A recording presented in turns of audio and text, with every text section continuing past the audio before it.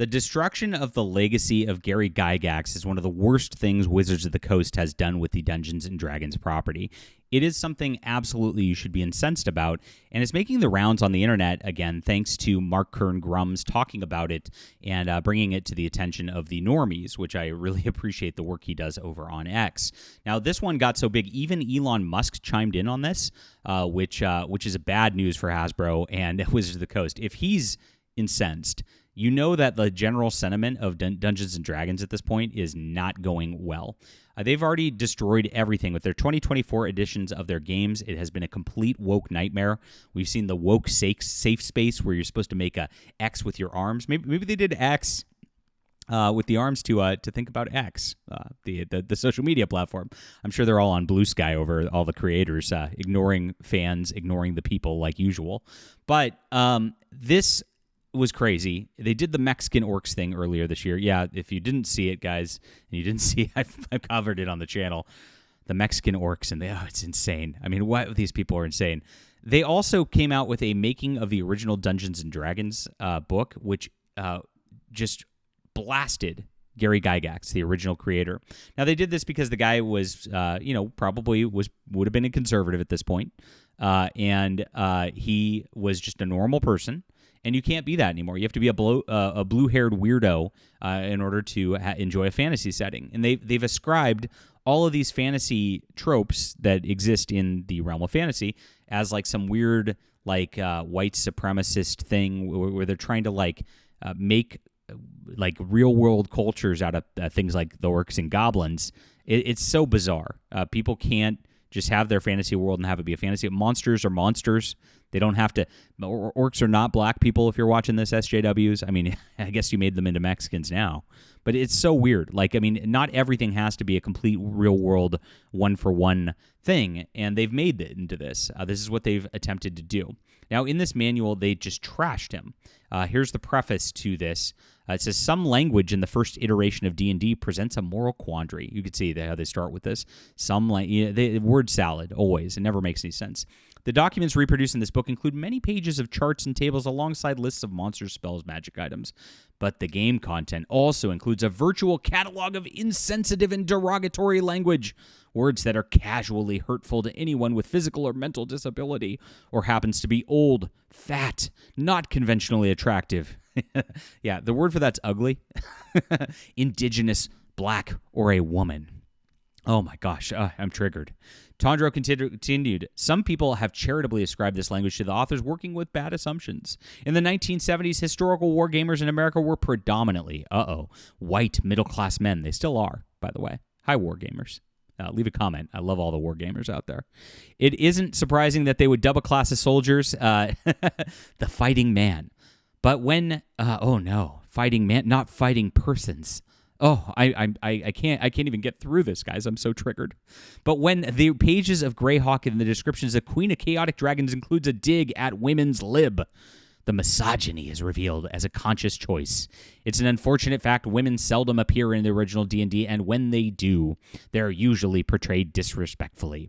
Now, by the way, we did a video the other day, which actually came from Diversity and Dragons, great channel. Look up Diversity and Dragons if you haven't. I love them. And he actually went through the new player's handbook, and only 17 out of more than 100, less than 15% of the character-driven pieces actually have white males in them. It is crazy. 90% of the player base, yet 14% of the representation. This is how insane these people are. They really just hate white males, and you could see it in the way that they write here. And that's unfortunately Gary Gygax is one of those white males that they hate. And here you go. Slavery appears in the original D&D not as a human tragedy devastated on generations over the centuries, but as a simple commercial transaction. Well, yeah, because that's how it was back in the Roman Empire days and in the the medieval days. So when you get into that, that's kind of just how it works. And makes sense for a fantasy setting. You guys are completely insane. The cultural appropriation of the original D&D ranges from bewildering, like naming every 6th level cleric a llama, to the staggering gods, demigods, and heroes not reprinted in this book includes game statistics for sacred figures revered by more than 1 billion people around the world.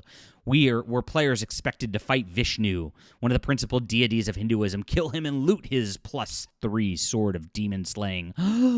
Despite these shortcomings, D&D has been a game about people choosing to be someone unlike themselves.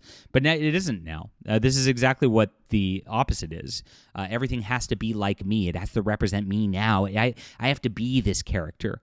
It's really gay. And that's why a lot of these games, the current version has denigrated into not just like going and fighting monsters and fighting wizards and fighting demigods and the like, but now it's like, I better have my character romance, which is just like someone like LARPing their sexual fantasies, and that's what they want. That's what all these people are about, and it's very sad what they've done to the game, and it's very sad that they wrote a history of Dungeons and Dragons denigrating the original game, which was, by the way, perfect. Go back to Advanced Dungeons and Dragons and play that game. It's fine. You don't need a new edition.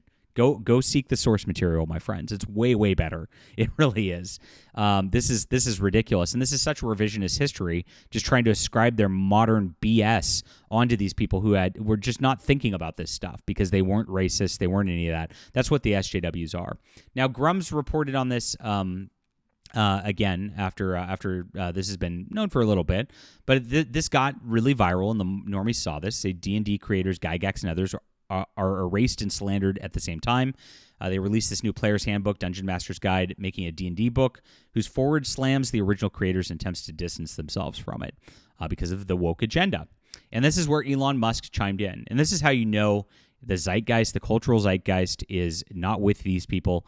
Wizards of the Coast, I mean, I know a lot of people watch this from the industry and then seethe about me because you guys mass report me, try to get my channel taken down. It's annoying.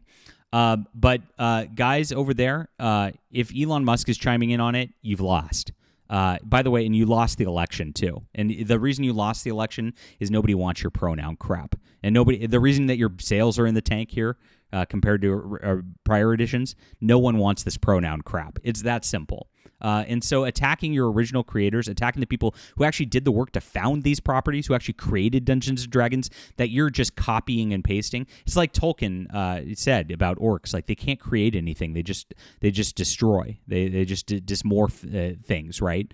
That's exactly what these woke weirdos are. You are the orcs, and that's why you identify with them, and that's why you got to make them more humanized, because you know you're the ugly beasts out there, Wizards of the Coast employees. Yeah, I'm calling you out. Oh my gosh, sorry, I'm getting agitated. All right, but Elon's right, and this is what he said. Nobody gets to trust Gary Gygax and the geniuses who created Dungeons & Dragons. What the F is wrong with Hasbro and Wizards of the Coast? May they burn in hell. And yeah, that is a great sentiment at this point.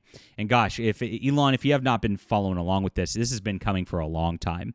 They've been trying to warp this game for a very, very long time and destroy this game for a long time too. The people at Wizards of the Coast are the worst out there. One of the designers of this new edition, one of the producers, actually said he wants white males out of the hobby. They are racist. They are bigots. This is who they are. It's absolutely crazy. Now, yeah, it's not just this game either. You go to Magic the Gathering, much the same thing. They've erased a lot of their old cards. They've tried to destroy their history. They've tried to wokeize everything. I mean, they even made a Lord of the Rings set where they turned Aragorn into a black guy. Let's not forget that. This company has been a destructive force upon gaming for the last several years, and it's all because of their woke agenda.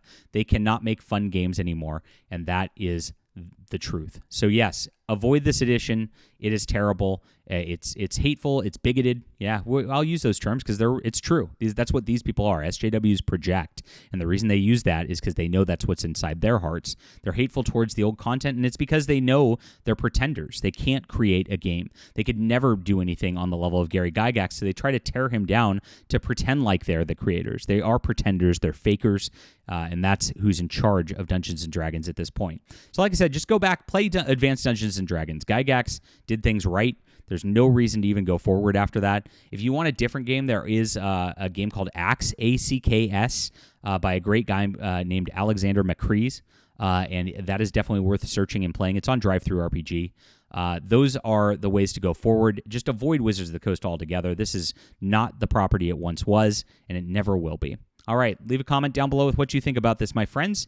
Hit the like and subscribe button. Make sure to sign up for our Fandom Pulse Substack right here. This is where I'm writing the news as written articles. I'm also teamed with former Bounding Into Comics editor-in-chief, John Trent. And gosh, we would love for you guys to come in on a paid membership because we need this to just have unfiltered news that doesn't have Google censorship. Substack's a free speech platform. There's no advertising because we've been burned by the past. Would appreciate you for being there. I'm also an author. And this is my fantasy series. I've got a great world building here. If you like role-playing, world building, and all that, this definitely will be for you. A lot of Final Fantasy influences in here as well. So check this out. It's in the description below. It's on ebook, print, and audio. And thank you guys so much for reading the books. We've had a huge month. And it's all because of players like you, readers like you. And this is a 6-book series. I recommend the whole thing because it builds so nicely. And thank you guys so much. It's in the description below. So is the Substack. And we'll hear from you guys soon.